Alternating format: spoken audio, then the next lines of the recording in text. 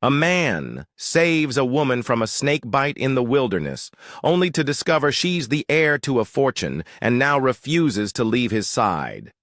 The venom is spreading fast. You have to stay with me. Caleb's voice was steady, urgent, firm, like a hand reaching through the fog of panic. What are you doing with those leaves? Am I going to die? Lynn gasped, her breath short and sharp, eyes wide with terror as pain shot up her leg like fire licking through her veins. Caleb did not answer immediately.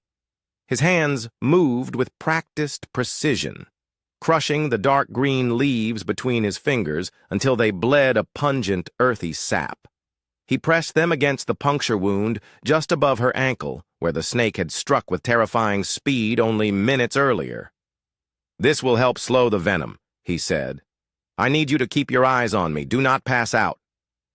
Lynn clenched her fists into the soft dirt, biting back a scream as the herbal pulp began to burn and into her skin. Her heart was pounding so hard it drowned out the sounds of the forest around them. Her mind reeled with disbelief. This was supposed to be just another solo trek, another weekend of challenging herself, clearing her head, escaping the high-rising prison of her life back in Portland. She had researched the trail, prepared meticulously, but nothing in her guides or gear had prepared her for this. A venomous snake bite miles away from civilization, without cell service, and now being treated by a stranger who had appeared from the trees like some spirit of the woods. Caleb looked up at her, dark brows drawn together, his eyes intense but not unkind, lined by sun and time. "Breathe. You are going to be all right," he said, reaching into the small leather satchel slung across his chest. He pulled out a small vial of a dark liquid, uncorked it, and offered it to her. "Drink this. It is bitter, but it will help." Lynn hesitated, then took it with trembling hands. The taste was as vile as he promised, like bark and metal and something ancient, but she forced it down. She had no choice. Her leg was swelling fast, the pain mounting, and the world was starting to spin at the edges. "What? Who are you?" she managed, her voice a rasp. Caleb Walker," he replied without looking at her, already gathering more herbs from a nearby bush. "I live out here, off-grid. You were lucky I was nearby. I was hiking." Her words slurred, her head lulled to one side. "No, no, no," Caleb said sharply, moving back to her side. He tapped her cheek gently. "Lynn, right? That is your name. Yes. I saw it on the tag inside your pack. Lynn, stay with me."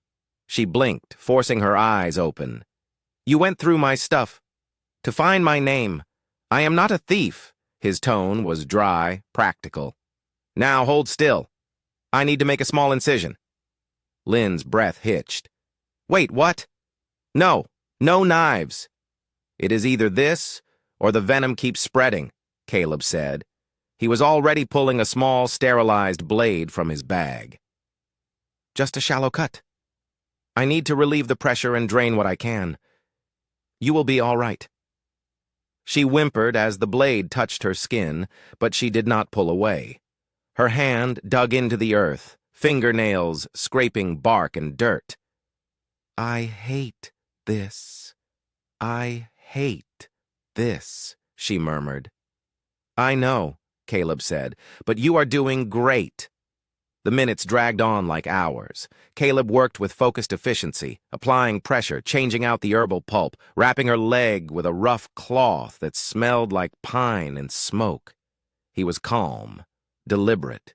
His presence anchored her, kept her from slipping completely into the darkness that was pulling at the edges of her vision. When the worst of it had passed, Caleb sat back on his heels and wiped the sweat from his brow. "We need to get you somewhere safe. My cabin is about a mile from here. I will carry you." "You don't have to," Lynn started, but she could barely lift her head. I do, he said simply, lifting her with surprising gentleness. Her head rested against his shoulder, the warmth of him oddly comforting. The forest blurred past in a haze of green and gold and pain. As they moved through the trees, Lynn fought to stay conscious. The rhythm of Caleb's steps was steady, like a heartbeat. She listened to it, focused on it, let it guide her away from the panic and into a strange sense of trust. Somewhere deep in the woods, a hawk cried overhead. The wind whispered through the treetops, and in Caleb's arms Lynn closed her eyes, not in surrender, but in fragile hope that maybe, just maybe, she would live through this day. The cabin appeared like a mirage through the trees, a modest wooden structure tucked against a rise in the land, half camouflaged by ferns and shadows. Caleb pushed the door open with his shoulder and carried Lynn inside, her weight light but urgent in his arms. He laid her gently on a cot layered with rough wool blankets, then moved with practiced speed. No time for comfort. Only survival. There was no electricity, no hum of machines. The only sounds were the crackling of the fire he stoked in the stone hearth and Lynn's ragged breaths. He crushed dried herbs in a mortar, added them to a pot of boiling water over the fire. The smell rising, sharp, medicinal, bitter. As the tincture brewed, he returned to her side, checked the swelling on her leg. It had spread further, veins darkening around the wound. She stirred, her face pale, slick with sweat. "Caleb," her voice was barely a whisper. "It hurts." "I know," he said, his voice low and even. "I am making something that will help. Stay still." She mumbled something he did not catch, then flinched as a wave of pain struck her again. He reached for the cooled herbal paste and gently replaced the dressing on her wound. His touch was careful, deliberate, but the sight of her suffering clenched something deep in his chest. As the minutes crawled by, Lynn drifted in and out of consciousness. She mumbled fragments, incoherent thoughts, and half-buried memories. Caleb leaned in closer, trying to understand. "My father," she murmured. "He'll lose it if I die here." Caleb's brow furrowed. "Your father? He'll send helicopters. He always overreacts." He paused, studying her face. She looked like someone who had lived in comfort. Her clothes were high quality, her skin was soft, despite the dirt and sweat. That single sentence painted a picture. A rich girl, likely from the city, rebelling against a life too controlled. She had probably come here for adventure, to feel alive, and now she was paying the price. Still, he said nothing. Assumptions were dangerous. He just needed to keep her alive. The potion was ready. Caleb returned with a steaming cup of the foul-smelling liquid, lifted her head, and coaxed it to her lips. "Drink. I know it tastes bad, but it will help flush the toxins." She obeyed weakly, coughing as it burned down her throat. The hours that followed blurred together. Caleb sat beside her, changing her bandage, wiping her forehead, listening to the hiss of the wind outside and the ticking beat of her life slowly slipping from danger, or so he thought. Near midnight, her breathing changed. It was shallow, slower. "Lynn," he called softly. "Lynn, open your eyes." No response. "Hey, look at me," he said louder this time, panic creeping into his voice. "Come on, you're not done yet." She let out a rattling exhale. And then nothing. "Damn it!" Caleb snapped into motion, yanking back the blanket and placing his ear near her chest. No breath. Her pulse was faint, almost gone. He started CPR without hesitation. Compressions, breaths, compressions. His hands pressed against her sternum with precision born from training and desperation. Come on! You are not going to die in my cabin! Do you hear me? He growled through gritted teeth. Another breath, more compressions. Sweat ran down his neck. The firelight flickered wildly, casting shadows across the cabin walls as if the forest itself were holding its breath. "Lynn!" he shouted. "Breathe!" Her body jolted, and then she gasped, eyes snapping open wide in shock and fear. She choked on air, her hands flailing until he caught them gently. "Easy, easy. You are back," he said, his voice breaking slightly. "You are safe." She stared at him, terrified, confused. I couldn't. Everything went dark." "You stopped breathing," Caleb said, "but I got you back." Her eyes welled with tears, and she turned her face away, ashamed, vulnerable. "I thought I was strong." "You are," he said softly. "You just faced something bigger than strength." He sat beside her, watching as her breathing steadied, chest rising and falling in a fragile rhythm. Her pulse was still weak, but it was there, alive, present. Outside, the wind shifted. The night grew quieter. Inside, beside the fire, two strangers sat in silence, one barely clinging to life, the other guarding it like a fragile flame. Sunlight spilled through the small window of the cabin, casting golden streaks across the rough wooden floor. The scent of herbs and wood smoke lingered in the air, mingling with the gentle crackle of a dying fire. Lynn stirred beneath the blankets, her eyes fluttering open to a world that felt strangely unfamiliar and entirely real.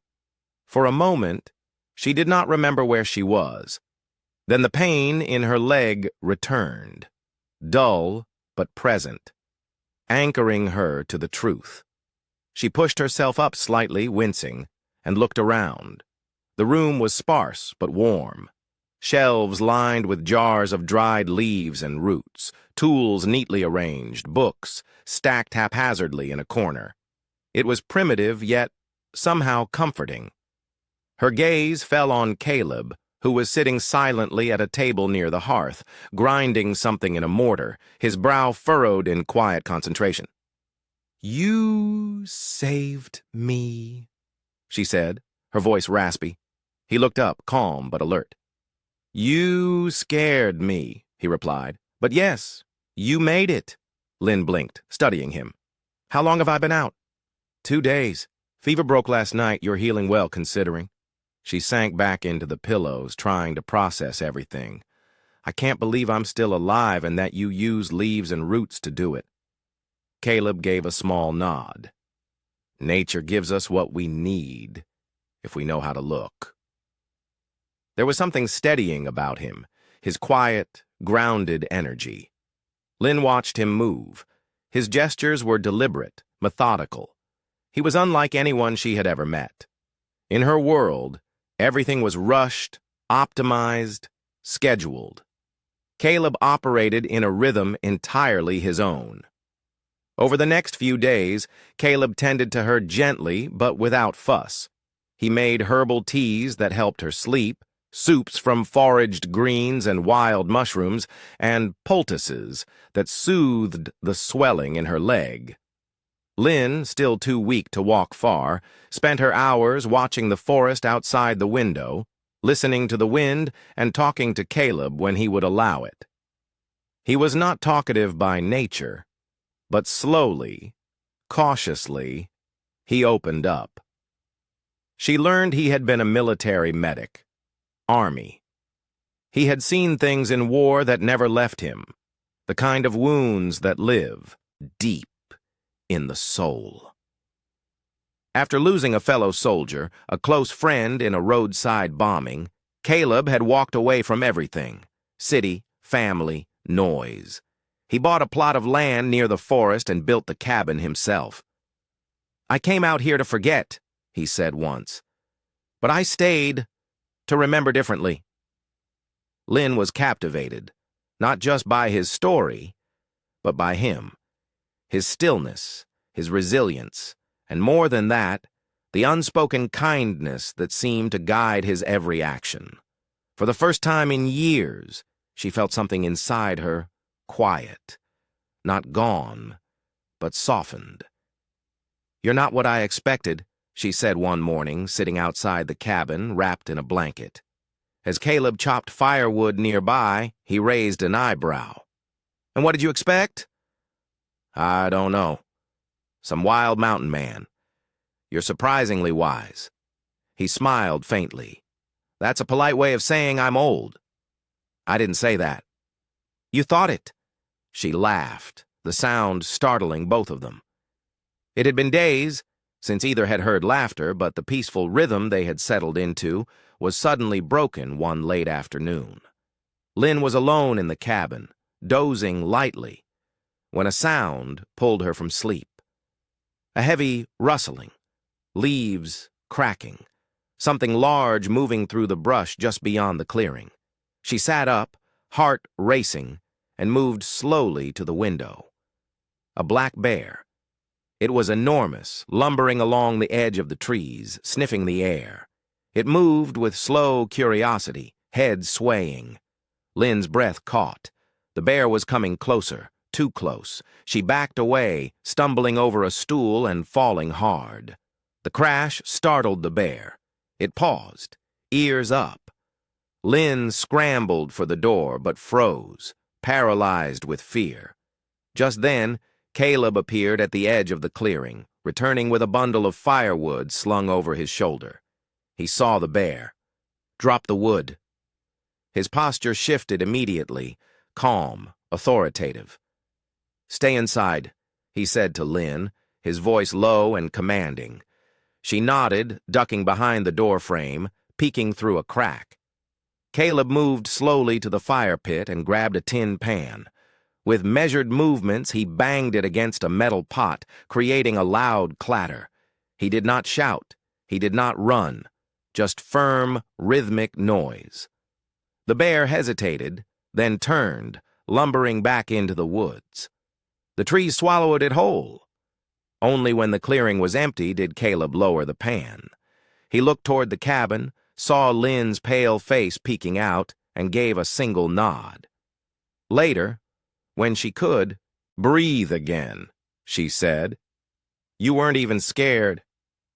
"I was," he admitted. "I just know how to be scared without letting it decide what happens next." She watched him in silence, feeling the way her heart still pounded, and wondered how it was possible for a stranger to make her feel safer than anyone ever had. The days that followed settled into a quiet, almost sacred rhythm. Lynn stayed not because she had to, she could walk now, the swelling in her leg nearly gone, but because something within her was beginning to change. For the first time in years, she felt still, grounded, as though each breath she took in the woods was undoing knots she had carried inside for far too long. She asked Caleb if he would teach her. At first, he looked surprised. "Teach you what?" "How to survive like you do," she said. "How to know which leaf heals and which one kills. How to live without needing everything else." He nodded once. "All right." Each morning they ventured a little farther from the cabin. Caleb taught her how to recognize the subtle differences between poisonous and medicinal plants, how to follow animal tracks, how to listen for the language of the woods, the crunch of a deer's hoof, the warning caw of a crow, the silence before a storm. Lynn absorbed it all, her mind sharp, her heart open. There was no pretense between them, no distractions. She did not care that her hair was tangled or her hands were dirty. Caleb did not ask about her past, and she did not volunteer it. They existed in a present moment that felt more real than any boardroom or luxury apartment ever had. One afternoon, they returned to the cabin after foraging. Caleb was carrying a small basket of roots and mushrooms, explaining how the soil composition affected the potency of different herbs. Lynn listened, laughing as he recounted the time he had mistaken Wild Ginger for a look-alike that left him with a week-long stomach ache. But as they approached the steps to the porch, Caleb's foot caught on a loose stone. He stumbled, the basket flying from his hands, and he fell hard onto the wooden steps. "Caleb!" Lynn rushed to his side, heart pounding. He grimaced, trying to sit up. "I'm all right. Just twisted something, maybe." "Don't move," she said, her voice sharper than she expected. "You could have hit your head." She knelt beside him, her hands trembling slightly as she checked him over. His ankle was swelling already, and a scrape on his forearm was bleeding steadily. "I have seen worse," Caleb said, attempting a half-smile. "I have not," she replied, her throat tight. "And I do not want to." Together they managed to get him inside. Lynn cleaned the wound with water and a clean cloth, just as he had done for her days before. She found the poultices he had used, mimicking his method, wrapping his arm with care and tenderness. The roles had reversed, but her gratitude remained, deeper now, wrapped in something she was not ready to name. As night fell and the fire warmed the room, Lynn sat beside Caleb, watching him doze lightly. His face was relaxed, the hard edges softened by sleep and pain. She studied the lines around his eyes, the silver threads in his hair, the quiet strength he carried, like a second skin. Something had shifted. What began as survival had become trust, and what grew from trust was something else, gentle, undeniable. She leaned back in the chair and whispered to the room, "I was meant to come here." Caleb stirred but did not wake. And Lynn, heart full and still healing, knew that something in her had come alive again, not just her body but something much harder to reach. The morning sun cast long shadows through the trees, filtering into the cabin and gently waking Lynn before Caleb. She sat up slowly on her cot, listening to the soft rhythm of his breathing across the room. The peace of the forest had seeped into her bones. Her leg was nearly healed now, strong enough to walk through the woods without wincing. But with each passing day, the reality of the outside world pressed a little harder against the silence she had come to cherish. Lynn stood, wrapped herself in the old flannel shirt Caleb had given her, and stepped outside.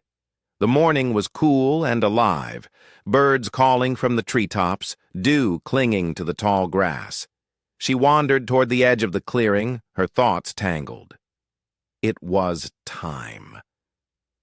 She had known for days that she could not keep hiding behind pine trees and wildflowers. Caleb deserved to know the truth. She owed him that and more. Later that morning, she found him sitting near the fire pit, sharpening a knife with practiced care. His expression, as always, was calm, unreadable. She sat beside him, heart pounding. "I need to tell you something," she said softly. He glanced at her, sensing the weight behind her words. "Go on." She took a deep breath. "My name is Lynn Bennett. My father is Richard Bennett, the CEO of Bennett International." Caleb paused mid-stroke. "The hotel chain?" "Yes." She stared, eye into the fire. "I'm his only child, which means I'm supposed to be the heir." Caleb set the knife down. He did not speak, but his stillness said everything. Lynn continued, her voice steadier than she felt. "I was engaged to marry Thomas Grayson. He's the son of a real estate magnate.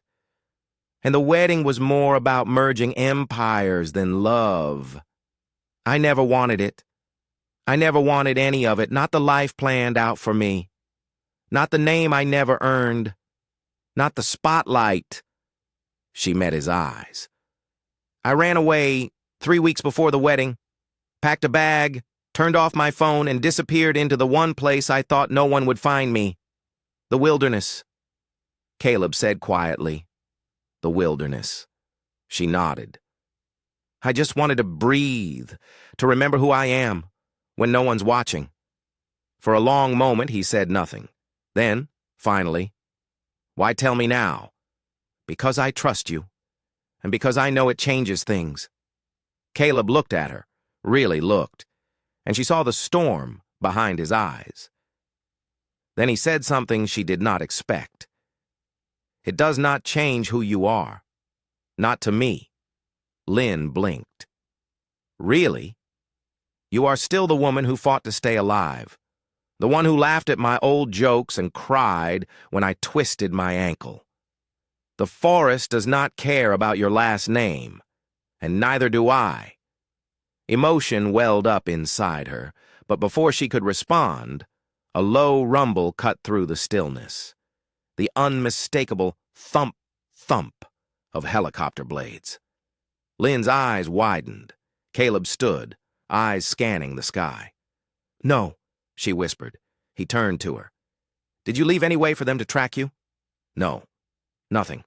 I didn't. She stopped, her breath caught. The trail camera. I passed one before I got bitten.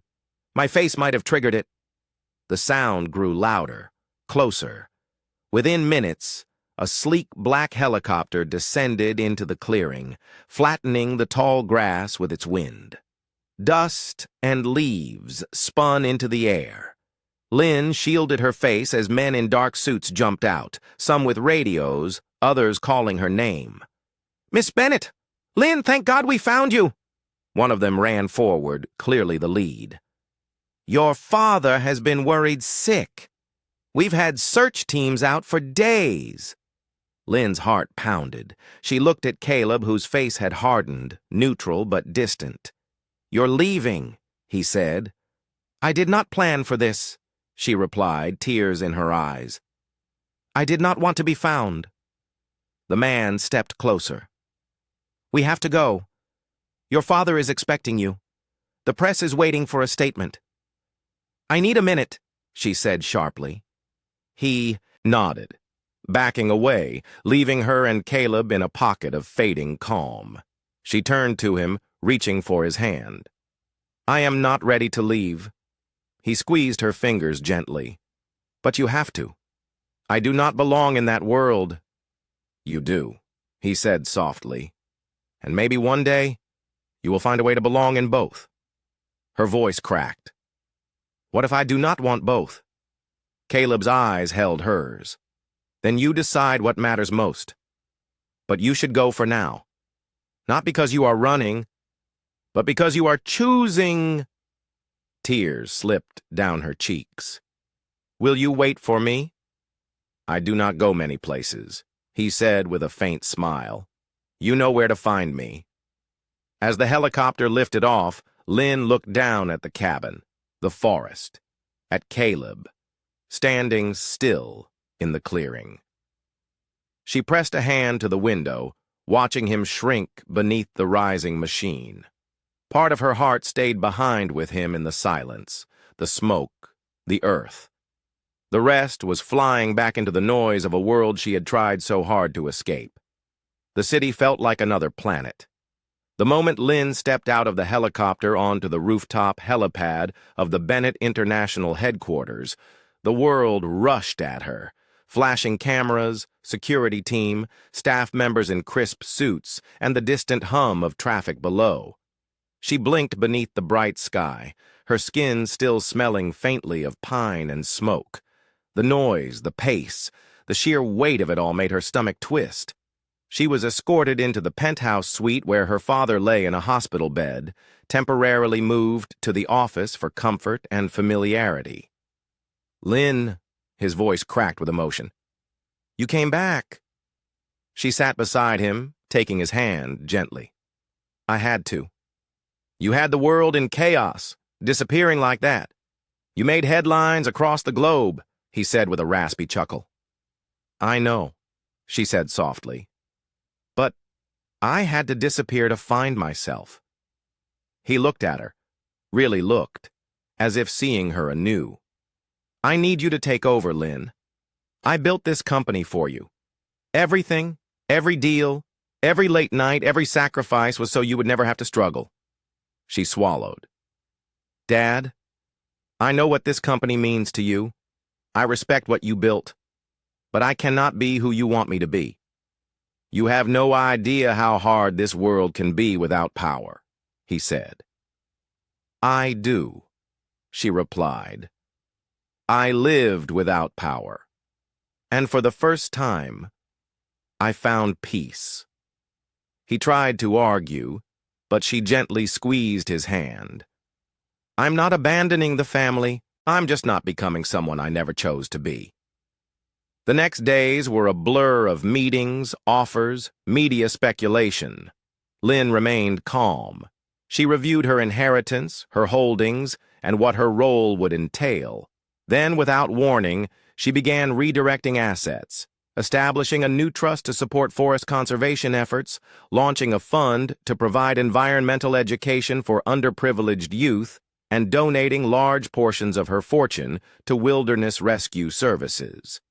The same kinds of people who might one day save someone like her. The board was furious, the press was confused, but Lynn had never felt more certain. And then came the press conference.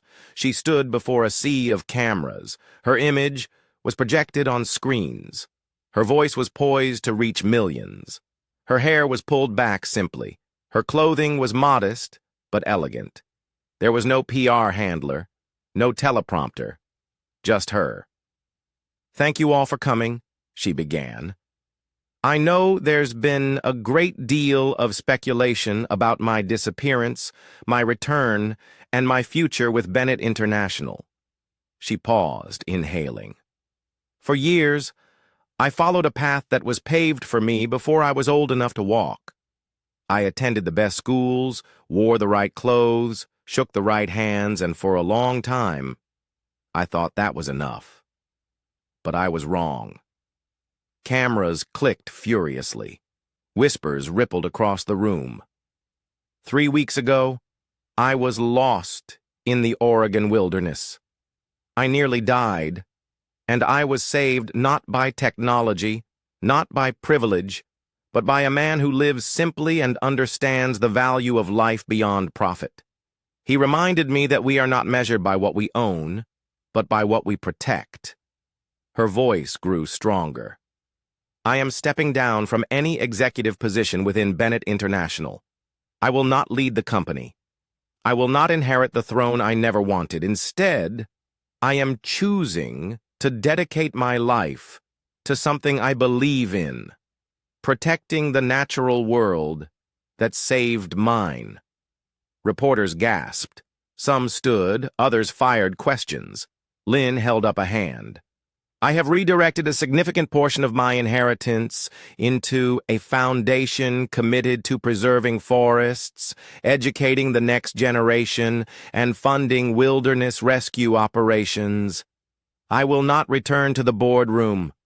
My future lies elsewhere, closer to the earth and closer to the person I have finally become. There was silence. For the first time, perhaps in her entire life, Lynn was not trying to meet anyone's expectations. She was simply telling the truth. After the conference, as the chaos continued to unfold behind her, she stepped into a quiet hallway away from the cameras. She leaned against the wall and closed her eyes. She thought of Caleb. She thought of the firelight dancing on the cabin walls, the scent of herbs, the sound of his voice, and the stillness. She had made her choice, and now it was time to go home. The forest greeted her like an old friend, the scent of damp moss, the whisper of wind threading through the towering pines, the uneven crunch of earth beneath her boots. It all rushed back to Lynn like breath after holding it for too long. Her backpack was light, but her heart was heavier than ever, full of anticipation, full of hope. She didn't send word ahead. She wanted to return the way she had first arrived, unexpectedly, authentically. The trail was familiar now, though the terrain still challenged her. She moved carefully, using the landmarks Caleb had once pointed out. The leaning cedar, the forked rock, the fallen log shaped like a bridge. Each one brought her closer, closer to him. The cabin came into view just as the sun dipped behind the trees, casting long shadows across the clearing. Smoke curled faintly from the chimney, and the garden Caleb had tended was still thriving with wild greens and herbs. Her heart pounded. She stepped into the clearing. Inside the cabin, Caleb was packing. His belongings were few, but his movements were slow, deliberate. He paused now and then, looking around the room as if trying to memorize it, even though it was a place he had built with his own hands. The silence had grown too loud since Lynn left. Every time he looked toward the path leading away from the cabin, he half expected her to appear, but she never did, until now. A soft knock echoed on the wooden door. Caleb froze, staring at it, disbelieving. For a moment he thought it might be an illusion, born of longing. But then, another knock, stronger this time, more certain. He crossed the room and pulled the door open. There she stood, cheeks flushed, eyes bright with emotion, the same flannel shirt tied around her waist, her hair tossed by the wind. Lynn didn't wait for him to speak. She stepped forward and threw her arms around him, burying her face into his chest. Caleb staggered slightly but caught her, his arms wrapping tightly around her as if they had been waiting for this moment all along. She whispered into his shirt, voice trembling, "You saved my life, but you also gave me a reason to live." Caleb held her tighter. He did not ask why she had come back. He did not need to. When she finally pulled back, her hand still resting on his chest, she looked up into his eyes. "I thought I needed to run away from my life to find peace, but I learned something. I needed to choose. I chose this. I chose you." He searched her face, reading every word in her expression, every truth in her silence. Then, finally, he said, "I was about to leave." Her brows knit. "Why?" "Because I thought I had lost something I never truly had. I could not stay here with ghosts." She reached up and touched his cheek gently. "Well, I am not a ghost." "No," he said, his voice thick. "You are the most real thing that has ever walked into my life." She smiled through the tears welling in her eyes. "Then let's stop walking away from each other." He nodded slowly, then stepped aside, holding the door open wide. Lynn entered, shedding the weight of the world at the threshold, stepping into the warm glow of the fire and the stillness of the life she had chosen. Not as a visitor this time, but as someone who had come home. That night, under the stars and beside the fire, they sat side by side in silence. No plans, no promises, just presence. And for the first time in both their lives, that was more than enough. Months passed, and the forest changed with the seasons. The crispness of fall turned the leaves into a cascade of amber and gold. Snow came softly after that, blanketing the trees and silencing the world in white. Spring returned with wildflowers bursting from the thawed ground. And with it came something even more extraordinary. Hope reborn. Not just in nature, but in the life Caleb and Lynn had built together. They did not return to the world as it was. Instead, they invited the world to come to them. It began with an idea, simple, clear, rooted in purpose. A center where people could learn to navigate the wilderness safely, to respect the power and healing of nature, and to find peace far from concrete and noise. Caleb had the knowledge. Lynn had the resources. Together they built something that was neither hers nor his, but entirely theirs. The Wild Haven Institute, set in the same clearing where Caleb's old cabin stood, now expanded and strengthened, it became a sanctuary for those seeking to reconnect with the natural world. They offered workshops on herbal medicine, survival skills, and environmental stewardship. Rescue teams were trained there, using Caleb's methods and Lynn's funding to prepare for emergencies in the deep woods. Guests came from all walks of life, hikers, students, even corporate executives burned out from a world that moved too fast. Word spread, not through marketing or media blitzes, but through stories shared by those who had come to the forest and left changed. People spoke of the man who could name every tree by its leaves, who carried quiet wisdom in his silence, and of the woman with fire in her heart, who walked away from a billion-dollar empire, not in rebellion, but in pursuit of something more sacred: truth. Their love was not flashy. It was not loud or extravagant. It was seen in the way they moved together, in the way Lynn laughed more freely now, in the way Caleb's eyes softened when he looked at her. It was heard in the echo of their shared footsteps on the trails, in the warmth of their laughter around a fire with volunteers, in the stillness of a morning where neither had to speak to feel understood. Visitors often asked, "Is it true? The story about how you two met?" Lynn would smile. "I almost died." Caleb would add dryly, "She was a terrible patient." And they would both laugh, the kind of laughter that comes only from having lived through something worth remembering.